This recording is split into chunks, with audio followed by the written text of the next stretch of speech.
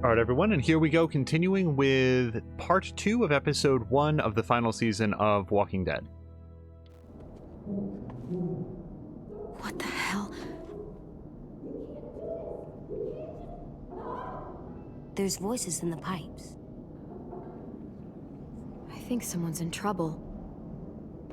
Is it us? No, not right now. But we should help them. If it's a monster, we should kill it. I don't think it is. You got your gun? Uh-huh. I'll be right back. Stay safe. You okay? They sound mad. Don't worry.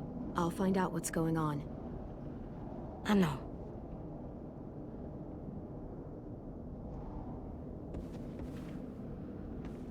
I don't mind looking at bed, I just don't want to try to go to bed. Not sleeping tonight.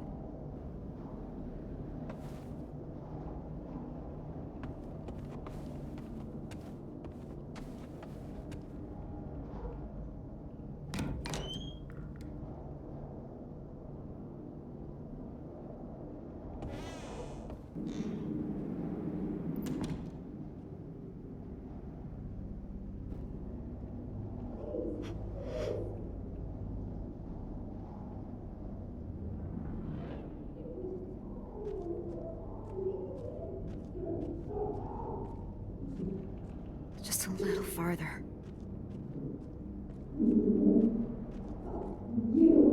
Basement.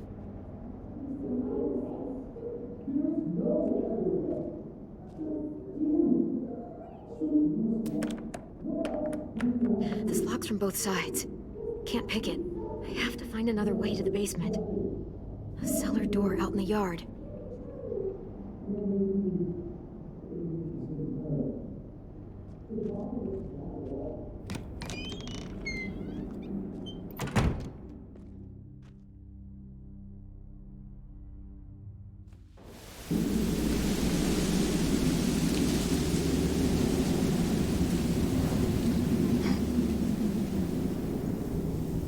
Probably should have looked at that map a little bit more.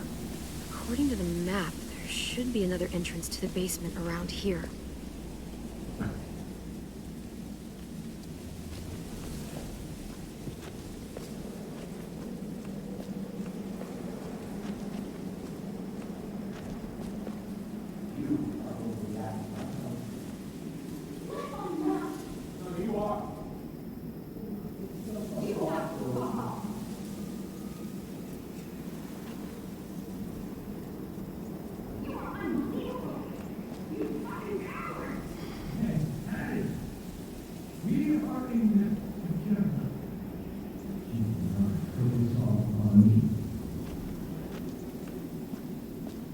That brick doesn't look like it's going to be strong enough.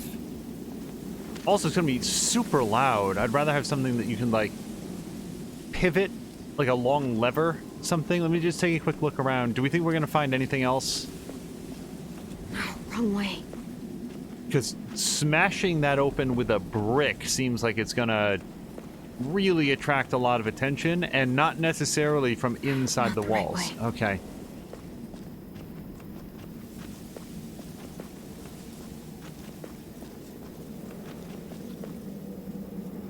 Boy, have I gotten turned around. Where was the cellar door relative to where I'm standing right now?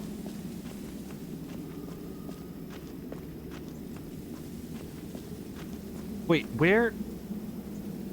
How did I get turned around in a space this small? There we go.